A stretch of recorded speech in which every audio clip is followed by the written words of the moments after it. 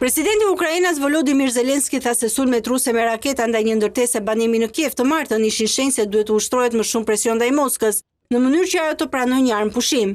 Rusia së fundmi ka intensifikuar sulmet në luftën kundër Ukrainës që ka nisur 3 vjet më parë.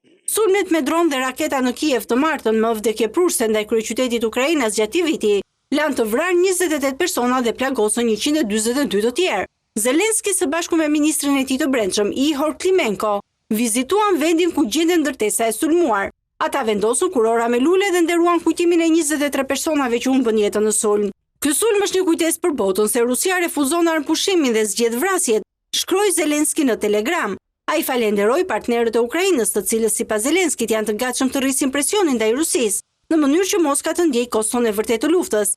Gjatë sulmeve të së martës në Kiev dhe në pjesë të tjera të Ukrainës, sipas zyrtarëve në Kiev, Rusia përdori mbi 440 dronë dhe 32 raketa. Javët e fundit Rusia i ka intensifikuar sulmet me armë rrezet të gjatë veprimi, duke goditur zona të banuara.